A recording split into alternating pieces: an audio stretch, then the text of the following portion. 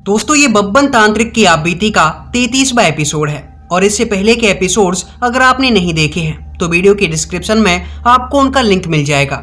आप वहां से इन एपिसोड्स को देख सकते हैं। तो चलिए आज की इस कहानी को शुरू करते हैं, लेकिन कहानी में आगे बढ़ने से पहले आपसे एक छोटा सा निवेदन है कि आप इस वीडियो को लाइक और चैनल को सब्सक्राइब कर दीजिए। जब उन साधु बाबा ने बब्बन तांत्रिक को बताया कि तांत्रिक गुरु के शरीर के ऊपर कालिया मसान ने कब्जा किया है, ये सुनकर बब्बन तांत्रिक हैरान हो गया। इसके बाद बब्बन ने साधु बाबा से पूछा कि क्या इससे बचने का कोई उपाय नहीं है। तब साधु बाबा ने बब्बन को बताया कि कालिया मसान कोई छोटी मोटी प्रेत आत्मा नहीं है जिससे हर कोई आपको बचा सकता है, बल्कि कालिया मसान एक काफी ताकतवर आत्मा होती है और ये किसी के शरीर पर यूं ही हावी नहीं होती। ये किसी के शरीर पर केवल तभी हावी होती है जब कोई काली का साधक या फिर खुद कालिया मसान किसी से प्रतिशोध की भावना में उसके शरीर पर कब्जा कर ले। ऐसी स्थिति में इसे केवल एक ही तरीके से निकाला जा सकता है, या तो इसे कोई काली माता का साधक ही निकाल सकता है जिसने कालिया मसान की साधना की हो, या फिर वो व्यक्ति जिसने कालिया मसान को किसी के ऊपर छोड़ा हो। बब्बन को इतना बताने के बाद साधु बाबा खुद हैरान थे और फिर वो एक गहरी सोच में पड़ गए। इसके बाद साधु बाबा ने बब्बन से कहा, बब्बन मेरे को समझ नहीं आ रहा है कि आखिर तांत्रिक गुरु का किसी से क्या वैर हो सकता है। किसी ने इनके ऊपर कालिया मसान का प्रयोग क्यों किया है, क्योंकि कालिया मसान खुद किसी के शरीर में नहीं लगता। साधु बाबा की ये बात सुनने के बाद बब्बन को भी कुछ समझ नहीं आ रहा था। इसके बाद बब्बन ने साधु बाबा से कहा कि इसका जवाब तो हमें तांत्रिक गुरु ही दे सकते हैं, हमें उनके होश में आने का इंतजार करना होगा। और जब तांत्रिक गुरु होश में आए तो साधु बाबा ने तांत्रिक गुरु को पूरी बात बताई कि आपके ऊपर कालिया मसान ने कब्जा कर रखा है और आपकी जिंदगी केवल 40 दिन की है। 40 दिन के बाद ये कालिया मसान आपको मार डालेगा। ये सुनकर तांत्रिक गुरु खुद सदमे में थे। इसके बाद उन्होंने साधु बाबा से कहा कि इसे मेरे ऊपर किसी ने छोड़ा नहीं है, बल्कि ये इस बब्बन का कमाल है। इस बब्बन ने उस मटकी के अंदर से इस कालिया मसान को आजाद किया था। यह सुनकर बब्बन तांत्रिक अपनी गर्दन नीचे झुकाए खड़ा हुआ। बब्बन दोनों की तरफ देखे जा रहा और इसके बाद बब्बन ने तांत्रिक गुरु और साधु बाबा से कहा कि मुझसे भले ही गलती हो गई, लेकिन हमें चिंता नहीं करनी चाहिए, क्योंकि इस कालिया मसान को उस मटकी के अंदर तांत्रिक गुरु ने ही कैद किया था और अगर ये कैद कर सकते हैं तो ये अपने शरीर के ऊपर से उसका निवारण भी कर सकते हैं। ये बात सुनकर तांत्रिक गुरु इधर उधर देख रहे, वे कभी बब्बन को देखते तो कभी साधु बाबा को। इसके बाद साधु बाबा ने तांत्रिक गुरु से पूछा कि आखिर आप ऐसे नजरें क्यों झुका रहे हैं।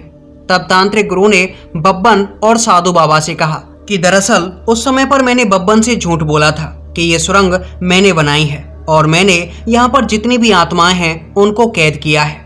दरअसल ये सुरंग मेरे महान तांत्रिक गुरु ने बनाई थी और उन्होंने ही इन प्रेत आत्माओं को इन मटकियों के अंदर कैद किया था।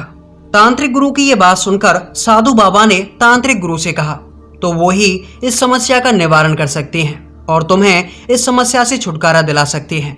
बताओ तुम्हारे तांत्रिक गुरु कहाँ पर हैं? ये बात सुनकर तांत्रिक गुरु ने, यानी कि जो बब्बन के तांत्रिक गुरु थे, उन्होंने अपने तांत्रिक गुरु के बारे में बताते हुए कहा कि मेरे महान तांत्रिक गुरु अब इस दुनिया के अंदर नहीं रहे। दरअसल उनकी आज से 40 वर्ष पहले ही मृत्यु हो चुकी है।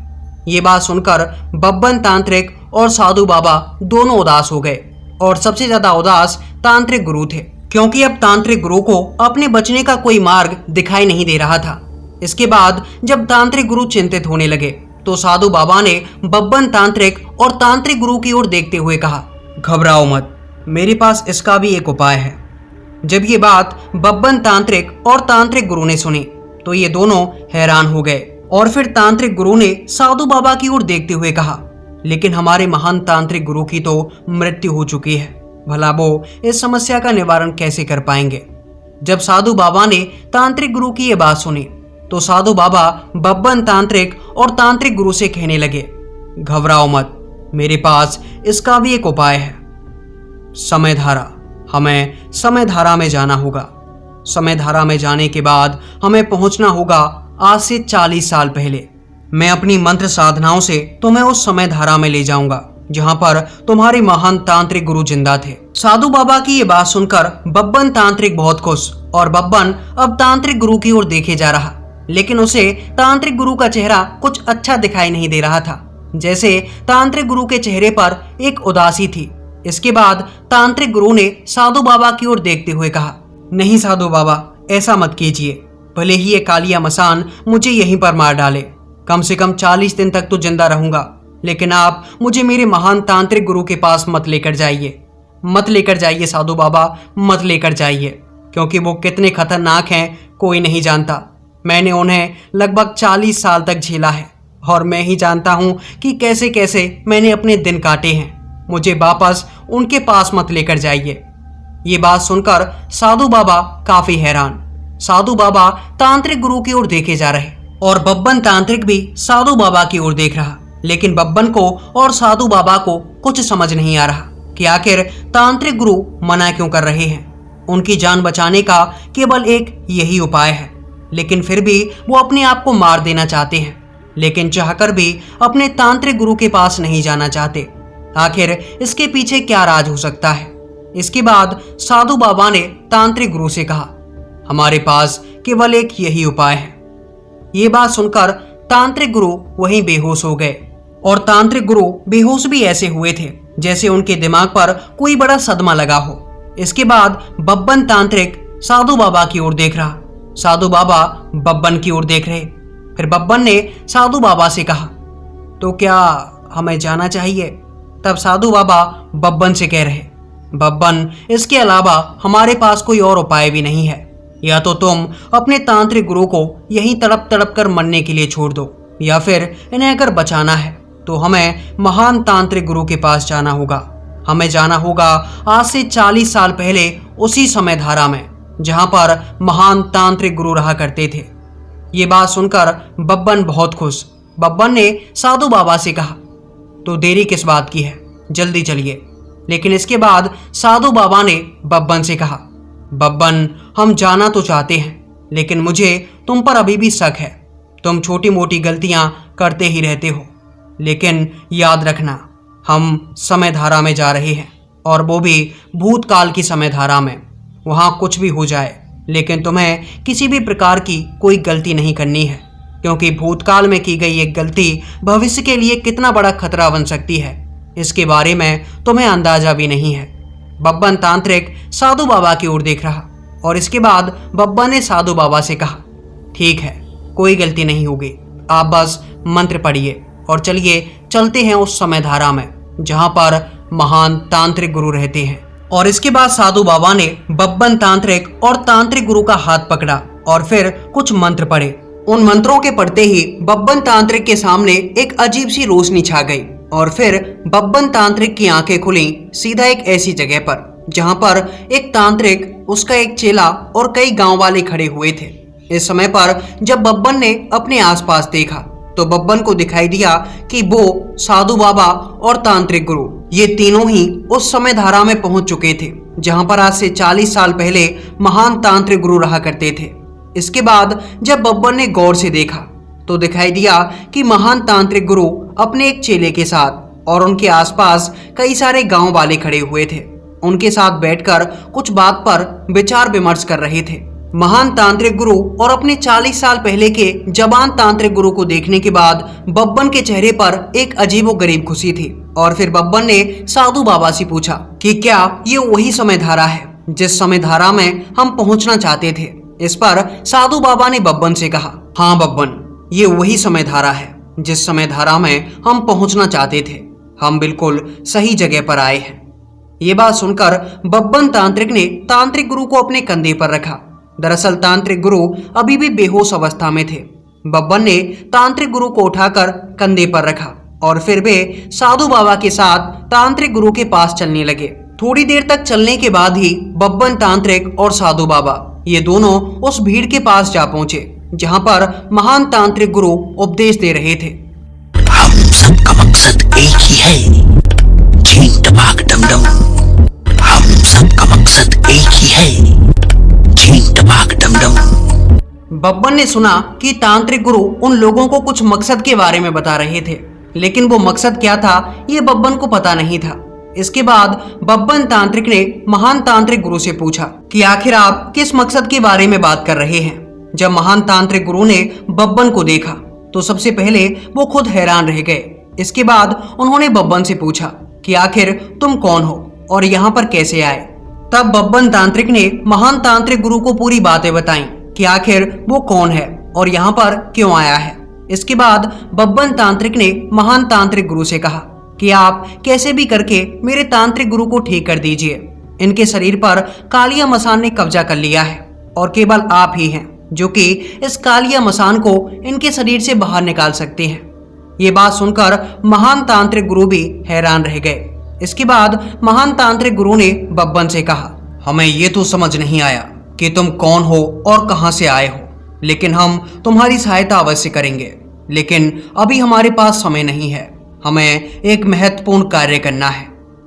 जब तांत्रिक गुरु ने बब्बन को ये बात कही तो बब्बन ने उस महत्वपूर्ण कार्य के बारे में पूछा। बब्बन तांत्रिक के पूछने पर महान तांत्रिक गुरु ने बताया कि दरअसल जो मेरे आसपास खड़े हुए हैं ये पास के गांव के लोग हैं और ये यहाँ इसलिए आए हैं क्योंकि इनके गांव में एक बहुत बड़ी समस्या चल रही है। और वो समस्या ये है कि रोजाना रात के समय पर काफी सारे बंदर आते हैं और वे कोई छोटे मोटे बंदर नहीं हैं, बल्कि वे बंदर दिखने में काफी खतरनाक और काफी बड़े हैं। और रात होते ही वे बंदर इनके गांव के अंदर आ जाते हैं और वहां से हर रात खाने पीने का सामान और काफी सारी चीजें उठा कर ले जाते हैं। गांव वालों ने उन बंदरों को भगाने की काफी कोशिशें की, लेकिन वे बंदर इनसे डरकर भागते नहीं हैं, बल्कि वे उल्टा इन्हें ही चोट पहुंचा जाते हैं। और बस इतना ही नहीं, वे बंदर हर रात गांव की एक औरत को उठाकर ले जाते हैं और फिर वो औरत गांव में लौटकर कभी वापस नहीं आती। वे बंदर उस औरत के साथ क्या करते हैं हमें आज तक पता नहीं चला। लगभग 3 महीने हो चुके हैं। 3 महीने से हम और गांव वाले मिलकर के उन बंदरों को पकड़ने की कोशिश कर रहे हैं। ये जानने की कोशिश कर रहे हैं कि आखिर वो बंदर आते कहां से हैं। लेकिन आज तक उन बंदरों का हम कुछ नहीं बिगाड़ पाए और इसीलिए आज हम सभी मिलकर ये योजना बना रहे हैं। हम सबका मकसद एक ही है, चीन टपाक डमडम। महान तांत्रिक गुरु की ये बात सुनने के बाद बब्बन तांत्रिक ने महान तांत्रिक गुरु से कहा कि अगर मैं उन बंदरों के बारे में आपको सब कुछ बता दूं कि वे बंदर आते कहां से हैं और क्यों इस गांव के ऊपर हमला कर रहे हैं, तो क्या आप मेरे महान तांत्रिक गुरु को ठीक कर सकते हैं। ये बात सुनकर महान तांत्रिक गुरु ने बब्बन से कहा, बिल्कुल, मैं तुम्हारे तांत्रिक गुरु को ठीक कर सकता हूँ और इनके शरीर से वो कालिया मसान की आत्मा बाहर निकाल सकता हूँ। ये सुनने के बाद बब्बन तांत्रिक ने महान तांत्रिक गुरु से कहा कि अब आप चिंता मत कीजिए, आज रात मैं इन गांव वालों के साथ इनके गांव के अंदर जाऊंगा और ये पता लगाऊंगा कि आखिर वे बंदर कौन हैं और क्यों बार बार इस गांव के ऊपर हमला कर रहे हैं। इसके बाद बब्बन तांत्रिक उन गांव वालों के साथ उस गांव में पहुंचा जहां पर उन बंदरों का आतंक था। रात का समय था। बब्बन तांत्रिक और साधु बाबा ये दोनों ही उस गांव के अंदर बैठे हुए थे कि तभी रात के लगभग 9-10 बजे के आसपास उस गांव में काफी ज्यादा शोर होने लगा। ये सुनकर बब्बन समझ गया कि गांव के अंदर वो बंदर आ चुके हैं। इसके बाद बब्बन तांत्रिक एक घर में से छुपकर देख रहा। बब्बन को दिखाई दिया कि काफी सारे बंदरों का झुंड उस गांव के अंदर घुसा चला रहा था, लेकिन वे बंदर कोई छोटे छोटे बंदर नहीं थे, बल्कि उन बंदरों का शरीर काफी विशालकाय था। ये देखकर बब्बन तांत्रिक को लगा कि शायद इन बंदरों से मैं ऐसे नहीं निपट पाऊंगा, क्योंकि गांव वाले उन्हें रोकने की काफी कोशिशें कर रहे थे। लेकिन वे बंदर एक एक के घर में जाकर खाने पीने की चीजें उठा रहे थे और वे लोगों को मार मार कर अपने से दूर कर रहे थे। उन्होंने काफी सारे लोगों को चोट भी पहुंचाई थी। ये देखकर बब्बन ने तरकीब लगाई और बब्बन ने घर में रखी हुई एक औरत की साड़ी पहन ली। इसके बाद बब्बन तांत्रिक उस साड़ी को पहनकर बाहर आ गया। बब्बन उन बंदरों के बीचों बीच घूमने लगा। जब उन बंदरों ने उस घूमती हुई औरत को यानी कि बब्बन तांत्रिक को देखा तो उन्होंने सोचा कि शायद ये कोई औरत है और वे बब्बन तांत्रिक को उठाकर उस गांव से बाहर ले गए। साधु बाबा ये नजारा देख रहे थे। साधु बाबा भी पहली बार हैरान थे कि आखिर बब्बन तांत्रिक ये कर क्या रहा है। इसके बाद साधु बाबा को कुछ समझ नहीं आया, क्योंकि साधु बाबा बब्बन को भी जानते नहीं थे, लेकिन बब्बन की सब कुछ समझ में आ रहा था कि आखिर बब्बन को करना क्या है। उन बंदरों ने गांव से लूटपाट की, खाने पीने की काफी सारी चीजें चुराई और फिर बब्बन को पकड़कर वे बंदर एक जगह पर ले गए। रात भर चलने के बाद वे बंदर एक जगह पर पहुंचे। दरअसल वो जगह एक बड़ी सी चट्टान थी। उस जगह पर जाने के बाद उन बंदरों ने बोलना शुरू कर दिया। वो बंदर इंसानी भाषा में बात कर रहे थे। उनको देखकर बब्बन ये समझ गया कि ये कोई बंदा नहीं है बल्कि ये इंसान है। उस चट्टान के अंदर पहुंचने के बाद उन लोगों ने अपने कपड़े उतारना शुरू कर दिया, जो कि बिल्कुल बंदरों की तरह दिखाई देते थे। उन्होंने अपने पंजों की जगह पर बड़े बड़े चाकू लगा रखे थे, जिनसे वो किसी भी इंसान को नुकसान पहुंचा सकें। थोड़ी ही देर में उन लोगों ने अपने शरीर से वो कपड़े उतार दिए, जो कि बिल्कुल एक बंदर की तरह दिखाई देते थे। इसके बाद भी सभी लोग एक जगह पर इकट्ठा हुए और देखने लगे कि उन्होंने आज गांव के अंदर से कितनी चोरी की है, कितना सामान आज उनके हत्थे चढ़ा है। इसके बाद उन्होंने बब्बन तांत्रिक से पूछा, यानी कि बब्बन तांत्रिक औरत की साड़ी पहने हुए था। उन्हें बब्बन तांत्रिक एक औरत की तरह ही नजर आ रहा था, इसलिए उन्होंने बब्बन से पूछा कि क्या तुम खाना बना सकती हो। बब्बन ने उनकी इस बात में हामी भरी। इसके बाद उन्होंने कुछ सामान बब्बन को सौंप दिया और बब्बन से कहा कि तुम खाना बना दो। बब्बन ने भी उन लोगों से खाने पीने का सामान लिया और बब्बन तांत्रिक एक चूल्हा जलाकर खाना पकाने लगा। लेकिन बब्बन का ध्यान पूरी तरह से उन्हीं के ऊपर था कि आखिर वे क्या बातें कर रहे हैं। और खाना पकाते पकाते बब्बन तांत्रिक ने सुना कि वे लोग आपस में बातें कर रहे थे कि जब हमारा खाना पक जाए और खाना पूरी तरह से तैयार हो जाए तो इस औरत को पहाड़ी के ऊपर लेकर जाना और फिर वहां से इसे धक्का मार देना। नीचे गिरते ही इसकी मौत हो जाएगी। याद रखना कि ये औरत बचनी नहीं चाहिए, क्योंकि अगर ये औरत बच गई तो ये हमारा राज पूरे गांव के सामने खोल देगी। जब बब्बन तांत्रिक ने उन लोगों की ये बातें सुनी तो बब्बन मन ही मन सोच रहा, अच्छा तभी सोचूं साले औरतों को क्यों लेके आते हैं, खाना पकवाते हैं और फिर नीचे फेंक देते हैं। मैं तो कुछ और ही सोच रहा था। लेकिन इसके बाद बब्बन तांत्रिक सोच में पड़ गया, क्योंकि बब्बन को अब ये डर होने लगा कि जैसे ही मैं इनको खाना पका के दूंगा तो ये लोग मुझे ऊपर लेकर जाएंगे और फिर पहाड़ी से नीचे फेंक देंगे। इस तरह से तो मेरी मौत हो जाएगी। बब्बन, तेरे दिन समाप्त होने वाले हैं। बब्बन काफी देर तक इसी सोच में पड़ा रहा कि आखिर वो करे तो करे क्या, जाए तो जाए कहाँ, क्योंकि अगर उसने इन लोगों से सीधा पंगा लिया और दिखाया कि वो बब्बन तांत्रिक है तो ये लोग उसे बहुत बुरी तरह से मारेंगे, क्योंकि ये कोई भूत प्रेत नहीं है बल्कि इंसान है। और बब्बन ने तंत्र मंत्रों की साधना की थी, लेकिन इंसानों से लड़ना बब्बन को नहीं आता था। इसके बाद बब्बन दिमाग लगाने लगा।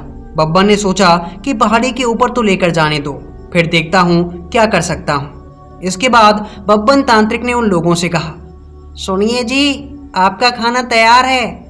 जब बब्बन तांत्रिक ने उन लोगों से ऐसा कहा तो उन्होंने बब्बन से कहा, यानी कि बब्बन के रूप में उस औरत से कहा, अच्छा ठीक है, लेकिन एक काम करो, पहाड़ी के ऊपर चली जाओ, वहां पे नींबू लगे हुए हैं, उन्हें तोड़ कर ले आना।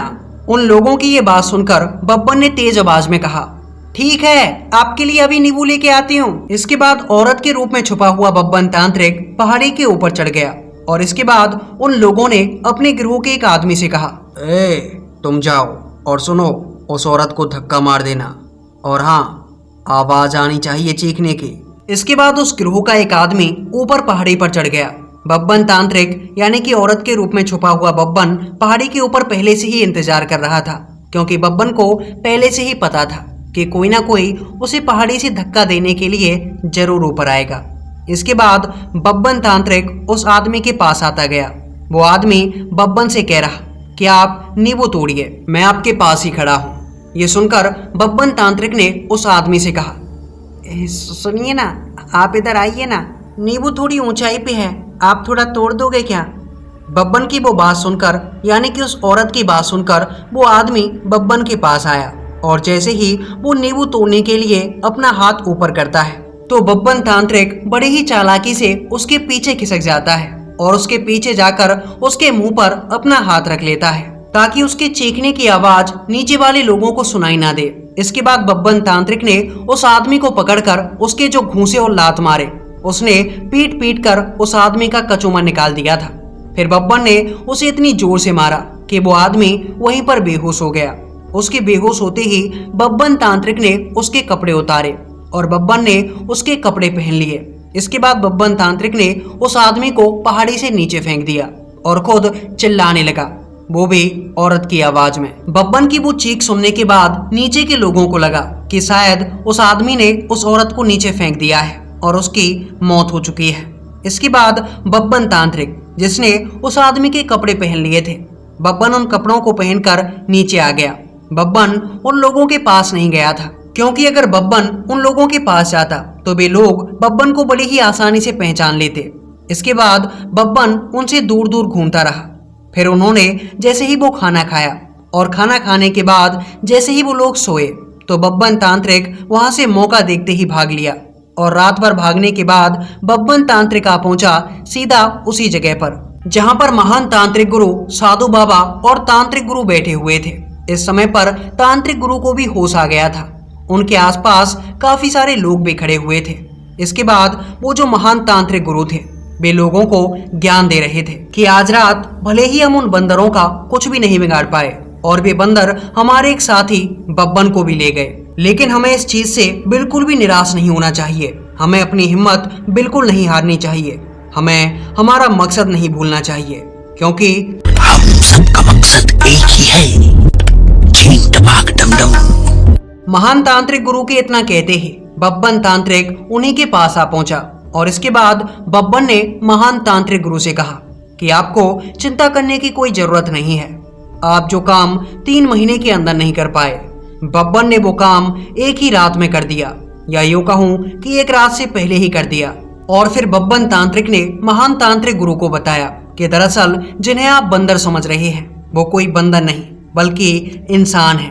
वो चोर लुटेरे हैं जो कि इस गांव के अंदर बंदरों के कपड़े पहनने के बाद लूटपाट करने के लिए आते हैं और फिर लूट का सामान ले जाकर उस चट्टान के अंदर छुप जाते हैं और अभी भी वे वहीं पर छुपे हुए हैं। इसके बाद बब्बन की बात जैसे ही गांव वालों ने सुनी और जैसे ही महान तांत्रिक गुरु ने ये बात सुनी तो वे तुरंत उस गुफा की तरफ चलने के लिए तैयार हो गए।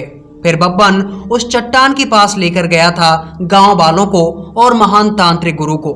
फिर महान तांत्रिक गुरु और गांव वालों ने चारों तरफ से उस चट्टान को घेर लिया और उसके अंदर जितने भी इंसान थे उन सभी के हाथों में तलवारें, चाकू और लड़ने के बहुत से हथियार थे। लेकिन बब्बन ने पहले ही गांव वालों को सब कुछ बता दिया था। गांव वाले पूरी तैयारी करके आए थे और फिर गांव वालों ने सोते हुए उन डाकुओं के ऊपर अचानक से हमला बोल दिया। और वो हमला ऐसा था जिसमें सभी लुटेरों की गांव वालों ने जान ले ली। लुटेरों के मरने के बाद गांव वाले और तांत्रिक गुरु वापस से अपनी अपनी जगह पर पहुंच गए और इसके साथ ही बब्बन तांत्रिक और साधु बाबा ये दोनों भी महान तांत्रिक गुरु के साथ उन्हीं की कुटिया में आ पहुंचे थे। लेकिन जब ये दोनों उनकी कुटिया में आकर पहुंचे तो महान तांत्रिक गुरु ने इन्हें वहां से जाने के लिए कह दिया। लेकिन जब बब्बन ने महान तांत्रिक गुरु से कहा कि हमें अपने तांत्रिक गुरु का इलाज करवाना है, इनके ऊपर कालिया मसान ने कब्जा कर लिया है और कुछ ही दिनों के अंदर इनकी मौत हो जाएगी। केवल आप ही हैं जो कि कालिया मसान से इनकी रक्षा कर सकती हैं, कालिया मसान को इनके शरीर से बाहर निकाल सकती हैं। बब्बन की ये बात सुनकर महान तांत्रिक गुरु कहने लगे, मैं कालिया मसान को तो बाहर निकाल सकता हूँ, लेकिन भला मैं तुम्हारी मदद क्यों करूं? तब बब्बन तांत्रिक महान तांत्रिक गुरु से कहने लगा कि दरअसल ये आपके ही शिष्य हैं, ये मेरे तांत्रिक गुरु हैं और आप इनके तांत्रिक गुरु हैं। तब तांत्रिक गुरु बब्बन से कह रहे, लेकिन मैं तो इस बुड्ढे को जानता ही नहीं हूँ, ये बुढ़ा मुझे कभी दिखाई नहीं दिया, तो फिर ये मेरा शिष्य कैसे हो सकता है? तब बब्बन ने महान तांत्रिक गुरु से कहा कि दरअसल हम भविष्य से आए हैं, हम एक अलग समय धारा से आए हैं। तब महान तांत्रिक गुरु बब्बन से कह रहे कि आखिर ये समय धारा क्या होती है? भविष्य से कोई भला कैसे आ सकता है? मुझे तुम्हारी बातों पर बिल्कुल भी यकीन नहीं होता। लगता है तुम दोनों मुझे बेवकूफ बना रहे हो। भला मैं तुम्हारी मदद क्यों करूं? ये बात सुनकर बब्बन ने महान तांत्रिक गुरु से कहा। महान तांत्रिक गुरु मान लिया कि आप हमें नहीं पहचान पा रहे, आप नहीं समझ पा रहे कि हम भविष्य से आए हैं, लेकिन अभी अभी हमने आपकी मदद की है, बस इसी नाते आप हमारी भी मदद कर दीजिए। लेकिन महान तांत्रिक गुरु बब्बन से कह रहे, मदद? कौन सी मदद? तुमने मेरी कौन सी मदद की है? तब बब्बन महान तांत्रिक गुरु से कहने लगा, अरे अभी तो उन चोरों का पता बताया है। तब महान तांत्रिक गुरु बब्बन से कह रहे, ये तो तुमने गांव वालों की मदद की है, भला इसमें मेरी मदद क्या हुई? मेरी मदद करो तब मैं तुम्हारी मदद करूंगा। आखिर अदले के बदले बदला चलता है। महान तांत्रिक गुरु की ये बात सुनकर बब्बन तांत्रिक और साधु बाबा ये दोनों महान तांत्रिक गुरु से पूछ रहे कि आखिर हमें आपकी क्या मदद करनी है, आपको हमारी किस मदद की जरूरत है। तब महान तांत्रिक गुरु बब्बन को कहने लगे कि दरअसल मुझे इस कच्ची झोंपड़ी में रहते रहते काफी समय हो गया है। अब मुझे इस झोंपड़ी को पक्का करना है, जिसके लिए मुझे काफी सारी ईंटें चाहिए। महान तांत्रिक गुरु की ये बात सुनकर बब्बन कह रहा कि यहाँ आसपास कहीं पर भी ईंटें नहीं हैं, भला हम आपके लिए ईंटें कहाँ से लेकर आएंगे? आसपास में काफी सारे पत्थर पड़े हुए हैं, आप चाहें तो इन पत्थरों को इस झोंपड़ी में लगा सकते हैं। पत्थरों से भी झोंपड़ी को पक्का किया जा सकता है।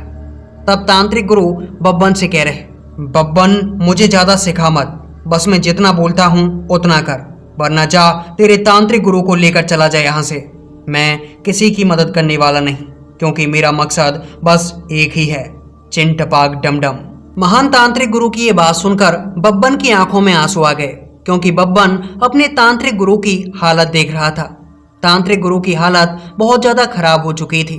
उनका पूरा शरीर नीला पड़ चुका था और जगह जगह पर जैसे चोट के निशान उभरने लगे थे।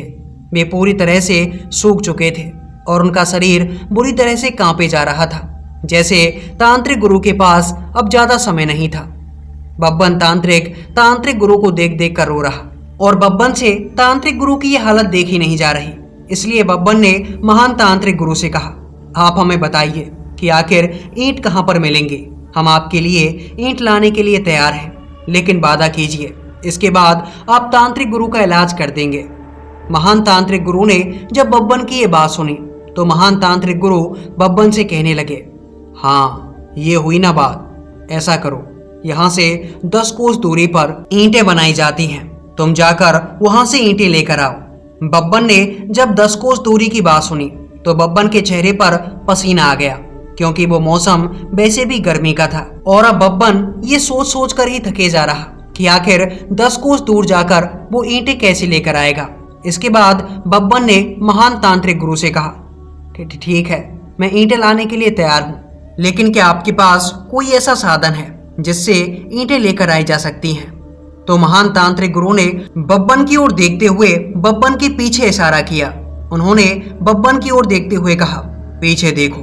और जब बब्बन ने अपने पीछे देखा तो वहां पर काफी सारे गधे खड़े हुए थे। और इसके बाद महान तांत्रिक गुरु ने बब्बन से कहा, बब्बन ये गधे खड़े हुए हैं, इनमें से तुम एक गधा ले लो और उसके साथ तुम वहां पर जा सकते हो। गधे को देखकर बब्बन के चेहरे पर मुस्कान आई कि चलो कम से कम वजन खुद को तो नहीं उठाना पड़ेगा। फिर बब्बन तांत्रिक साधु बाबा की ओर देख रहा और साधु बाबा की ओर देखते हुए बब्बन ने कहा, क्या आप भी मेरी मदद करेंगे?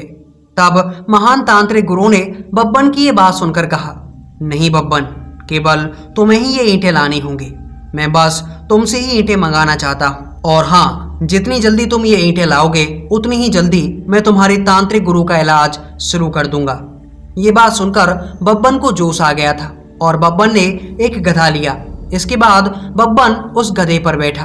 बब्बन चाहता था कि जल्दी से जल्दी जाकर वहां से ईंटें लेकर आई जाएं और जैसे तैसे करके महान तांत्रिक गुरु की ये झोंपड़ी बनवाई जाए। लेकिन जब बब्बन उस गधे पर बैठा तो महान तांत्रिक गुरु ने बब्बन से कहा, अबे ओए बब्बन, गधे पर बैठना नहीं है, ना ही इसके ऊपर तुम्हें ईंट लद के लेके आनी है, ये गधा तुम्हें बस लेके जाना है। महान तांत्रिक गुरु की ये बात सुनकर बब्बन कह रहा कि अगर मैं इस गधे पर बैठ नहीं सकता और इसके ऊपर ईंटें भी लद के नहीं ला सकता तो भला मैं इस गधे को लेके ही क्यों जाऊं, इससे अच्छा तो मैं पैदल ही चला जाऊंगा। तब महान तांत्रिक गुरु बब्बन से कह रहे, नहीं बब्बन, वो बात यह है कि मैंने इस गधे को टहलाया नहीं है, तुम इस गधे को टहलाते रहो। ये गधा जितना चलता है उतना ही तंदुरुस्त रहता है। इस गधे को देखने के बाद मेरी आत्मा को सुकून पहुंचता है कि मैंने गधों को कैसे तंदुरुस्त कर रखा है। बब्बन अब देर मत करो, जल्दी जाओ, तुम्हें तुम्हारे तांत्रिक गुरु को बचाना है। महान तांत्रिक गुरु की ये बात सुनकर बब्बन सीधा भागा उसी तरफ जहां पर वो ईंटें बनाई जाती थी। फिर बब्बन दिन रात उन ईंटों को ढोता रहा और बब्बन ने लगभग 15 दिनों तक लगातार वो ईंटें ढोई थी। और तब कहीं जाकर महान तांत्रिक गुरु की वो कुटिया बनकर के तैयार हुई थी। इसके बाद महान तांत्रिक गुरु ने तांत्रिक गुरु का इलाज किया था और उनके शरीर से उस कालिया मसान की आत्मा को बाहर निकाला था। दरअसल कालिया मसान की आत्मा को तांत्रिक गुरु ही बाहर निकाल सकते थे, क्योंकि उन्होंने ही उसे कैद किया था। फिर जैसे ही तांत्रिक गुरु ठीक हुए तो उन्होंने ठीक होते ही महान तांत्रिक गुरु को प्रणाम किया और फिर उन्होंने महान तांत्रिक गुरु से पूछा कि आखिर वो यहाँ पे कैसे आ गए, क्योंकि उन्हें अब तक कुछ भी याद नहीं था कि पिछले 30-40 दिनों में उनके साथ क्या क्या हुआ था। फिर बब्बन तांत्रिक ने तांत्रिक गुरु को पूरी घटना बताई कि कैसे कैसे वे उसे यहाँ पर समय यात्रा करके लेकर आए हैं। लेकिन इसके बाद अचानक से महान तांत्रिक गुरु अपने शिष्य को यानी कि बब्बन के तांत्रिक गुरु को पहचान गए और फिर उन्होंने बब्बन के तांत्रिक गुरु को देखते हुए कहा, अरे चिंटू, ये तुम हो क्या? बहुत बूढ़े हो गए हो यार। इसके बाद तांत्रिक गुरु ने महान तांत्रिक गुरु से कहा कि हाँ, ये मैं हूँ, आपका प्रिय शिष्य। ये बात सुनकर महान तांत्रिक गुरु कहने लगे, हाँ, मैं तुम्हें देखते ही पहचान गया था। इसीलिए तो जब बब्बन ने मुझे बताया कि तुम बीमार हो और तुम्हारे ऊपर कालिया मसान हावी है, तो मैंने अपने न जाने कितने काम छोड़कर सबसे पहले तुम्हारी मदद की है और तुम्हें इस संकट से बाहर निकाला है। मैंने अपनी जान पर खेलकर कालिया मसान का निवारण किया है और तुम्हें इस संकट से बाहर निकाला है। बब्बन तांत्रिक महान तांत्रिक गुरु की इन बातों को सुन रहा। इसके बाद बब्बन तांत्रिक ने महान तांत्रिक गुरु की ओर देखते हुए कहा, लेकिन तांत्रिक गुरु, आप झूठ क्यों बोल रहे हैं? आपने तो आज इनको बचाया है। आज अंतिम दिन था, अगर आज नहीं बचाते तो इनकी मौत हो जाती। ये बात सुनकर महान तांत्रिक गुरु कहने लगे, हाँ, समझ रहे हैं, लेकिन बचाया तो है ना। महान तांत्रिक गुरु को अपनी बातों से पलटता हुआ देख बब्बन तांत्रिक को उनके ऊपर काफी गुस्सा आ रहा। इसके बाद महान तांत्रिक गुरु ने बब्बन की ओर देखते हुए कहा, बब्बन, तुम्हें ये याद तो है ना, हम सबका मकसद एक ही है, चीन टपाक डमडम। महान तांत्रिक गुरु का ये मकसद सुनकर बब्बन को पहले से ही गुस्सा आ रहा था। फिर बब्बन ने महान तांत्रिक गुरु से पूछा कि बाकी सब तो ठीक है, लेकिन आप ये बताइए कि इस मकसद का मतलब क्या है, इस चिन टपाक डमडम का मतलब क्या है। बब्बन की ये बात सुनकर तांत्रिक गुरु कह रहे, पता नहीं, बचपन से कर रहा हूँ, लेकिन आज तक पता नहीं चला कि मकसद क्या है।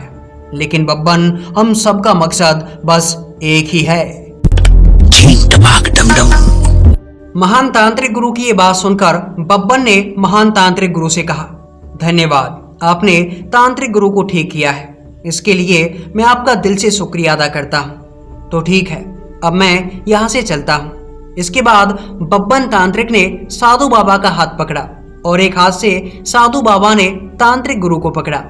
फिर साधु बाबा बब्बन से कह रहे, बब्बन, अब हम चलने के लिए तैयार हैं, क्या तुम तैयार हो? तब बब्बन ने साधु बाबा से कहा, बस 1 मिनट रुक जाइए। बब्बन की बात सुनकर साधु बाबा ने कहा, क्यों बब्बन, अब कौन सा काम रह गया? साधु बाबा ने इतना कहा ही था कि बब्बन तांत्रिक एक डंडा लेकर भागा महान तांत्रिक गुरु के पीछे। बब्बन तांत्रिक महान तांत्रिक गुरु को मारने के लिए उनके पीछे भाग रहा और जैसे ही तांत्रिक गुरु ने देखा कि बब्बन उसे मारना चाहता है, तो महान तांत्रिक गुरु अपना बोरिया बस्तर लेकर अपने झोले उठाए सीधा भागने लगे जंगल की तरफ। और बब्बन तांत्रिक महान तांत्रिक गुरु को गालियां निकाल रहा, रुक साले रुक, मैं बताता हूं तुझे चिंटपाक डमडम का मतलब, 1 मिनट रुक जा, यहीं रुक जा तू। लेकिन तांत्रिक गुरु थे कि रुकने का नाम नहीं ले रहे। फिर इसके बाद बब्बन तांत्रिक को साधु बाबा ने आवाज लगाई, बब्बन, अब वापस आ जा, भूतकाल में की गई गलती भविष्य के लिए बहुत बड़ा खतरा बन सकती है। ये बात सुनकर बब्बन वापस से साधु बाबा के पास आ गया और फिर बब्बन ने साधु बाबा का हाथ पकड़ा और फिर साधु बाबा ने मंत्रों का उच्चारण किया और फिर बब्बन तांत्रिक और तांत्रिक गुरु साधु बाबा के साथ आ पहुंचे थे अपनी समय धारा में, यानी कि उसी समय पर जहां पर वो रहा करते थे।